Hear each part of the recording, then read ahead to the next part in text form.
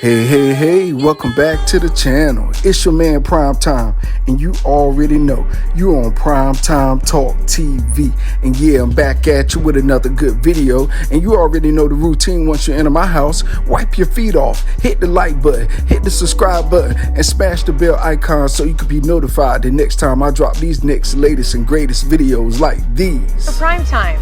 To this day. Oh man, let's go ahead and jump on into this video, shall we? Man, if y'all missed a press conference yesterday, then y'all missed a tremendously hot, and I do mean super spicy, interchange between Jermall Charlo versus Jose Benavidez. Man, yeah, look, I'm gonna go ahead and jump right on into this, y'all. Man, if you have felt like, you missed the spiciness between boxing, how fighters be going back and forth, arguing, making the threats, making the bets, look no further, because right here, between these two, this press conference, virtual press conference that is, jumped off so hot that I don't even know if they're gonna actually put these guys in the same room with each other. Man, I mean, whoo, the insults was pouring like the river of Insult City. For real, it was a pity. I ain't lying at all. Some of the insults appalled me. Some of the stuff that these guys were saying back and forth to each other, I'm telling y'all right now, this was not rehearsed. This was not no WWE stuff. These two guys right here were going back and forth so hard that honestly, my mouth, I checked myself, and it was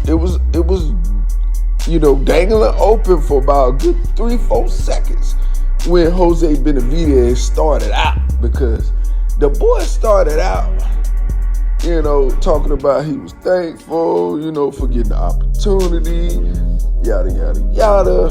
And then he goes into, I hope he don't bring that mental health BS and them excuses, man. I'm like, oh, no. Hold up. Stop the press. Stop the press. This guy started out the whole press conference virtual joint insulting Jermall Charlo's mental health. And so Jermall Charlo, he gets in probably about a minute or two after Jose Benavidez already lit the torch and tried to lay flame to the legacy of Jermall Charlo. Jermall Charlo came in all cool and calm. He was like, hey, I ain't got nothing bad to say about my man. Hey, I heard everything he say, but you gonna have to own up to that when he get in the ring with me. And so Jermall Charlo threw a little slight at him, basically, saying like, hey, I'm giving you an opportunity. I'm giving you an opportunity. You should be thanking me. And then Jose Benavidez, he doubled down for a hot second and said, hey, I thank you. I thank my mom, I thank my parents, I thank Al Heyman. He was taking everybody except for him. He said, but no, I thank you for the opportunity too. But I don't know, somewhere on Caution Street, they made a bad decision. They kept going. They should have got off that exit. That exit called Leave Well Enough Alone. But he kept going. And when they both got to where they went, I think they passed the press conference 2 miles back. These dudes was arguing so hard that Brian Custer couldn't even get he couldn't even really get his questions in, honestly. After he let the house continue to burn without calling the fire department, Brian Custer, he noticed that he couldn't unhinge them two pit bulls that were going at each other. You know how pit bulls be at each other at the fence. Yeah, it was like that. Yeah, and them guys was going in. Then, I'm gonna tell you what was even more crazy. Jermall Charlo, he was getting the insults from Jose Benavidez. He was rocking him, you know what I'm saying? Bow, bow. He was hitting him with the mental health joints, talking about some, you know what I'm saying? Why are we fighting that? 163,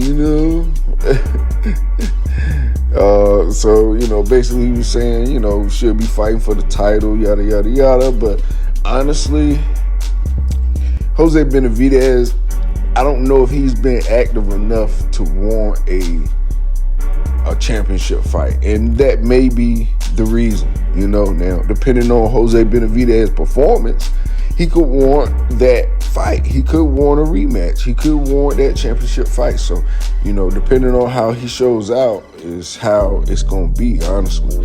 But, wow. For real, like, Jermall Charlo, he, I guess those insults definitely got up under his skin about the mental health thing. So he fired back at Jose Benavidez, not literally, but, figuratively speaking. And he basically said that Jose Benavidez, man, you got shot in the leg. You can't even go back in your own neighborhood, man. Oh, I was like, oh my God.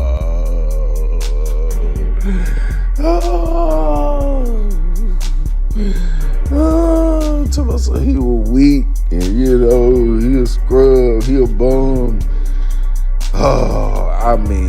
These guys was going in, and then Jose Benavidez came back out with the crying joint, talking about some you crying on Instagram, and yada yada yada. I'm gonna make you cry after this fight. And man, you can see Jermall Charlo smiling, man. He like, man, look, man, you gotta own up to everything you saying. Just remember that. So it was, man, I ain't even gonna lie. If you love arguing, fight banter, that was the ultimate, and I do mean ultimate, main course I have ever seen on any menu of any kind of fight. For real. These dudes, they went in personal. Personal. And, Jose Benavidez, he don't hit him with the, you crying and your mental health. He was just going back and forth on that, man. He was just dousing, like lighter fluid on that joint and relighting it again. You know how you in the grill and you want the coals to hurry up and get gray, so you shooting all that lighter fluid in it. Yeah, that's what Jose Benavidez was doing with that mental health. It's sad that he was doing that because, mental health is a real thing. And I'm pretty sure he, and that's what Charlo even alluded to. He said, and you talk about mental health, he was like, didn't you get shot? You know what I'm saying? I'm sure you had to go through some mental health. And, and he tried to steer it back, but Jose was, woo, he was rowdy in this one. He was rowdy Piper in this joint. But anyway, it didn't stop there, because Jermall Charlo really hit him where it hurt. And it really lit a fire up under Jose Benavidez. If he was training hard before, he gonna train 10 times harder now, because this guy said the ultimate insult you could say to any Benavidez. More or less, the big brother to the little brother, Jose Benavidez to David Benavidez. And man, yeah, Jermall Charlo, he pulled that card, y'all.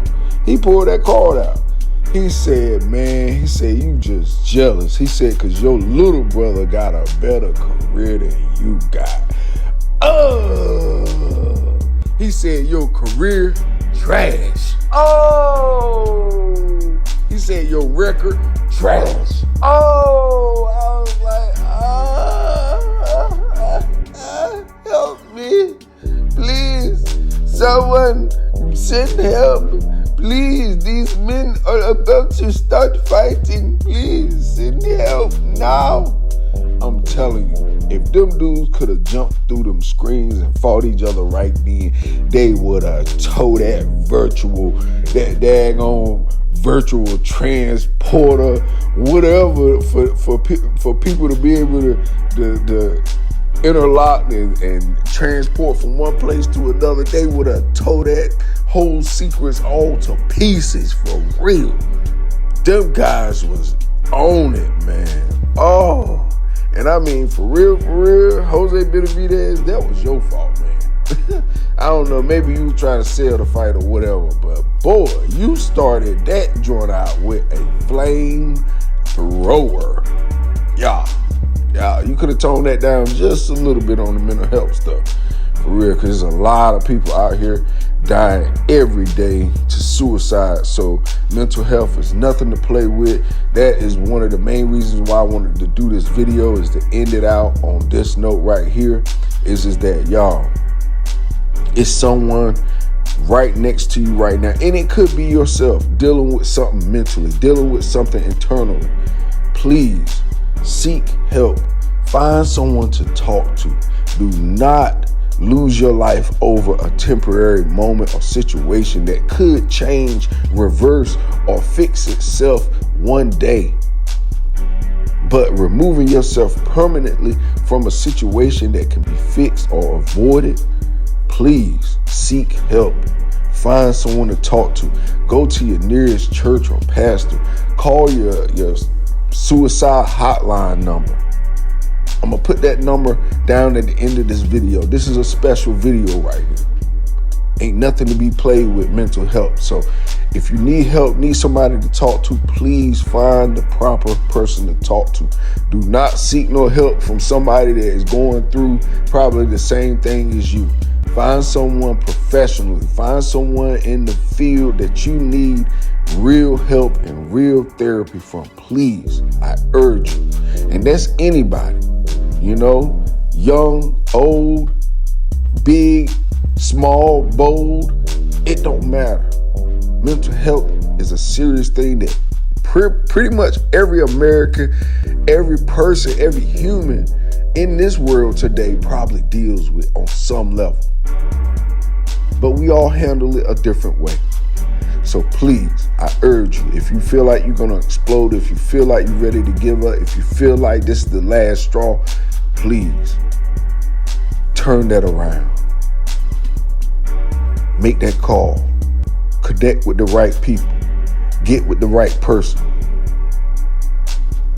And with that being said, that's all I got for this video. You already know the routine. When you leave my house, hit that like button, hit the subscribe button, smash the bell icon so you can be notified the next time I drop these next latest and greatest videos here on Primetime Talk TV. And I'm on social media everywhere. Definitely go to the website, PrimeTimeTalkTV.com, and copy some merch. All right, y'all. Peace, love. I'm out till next time.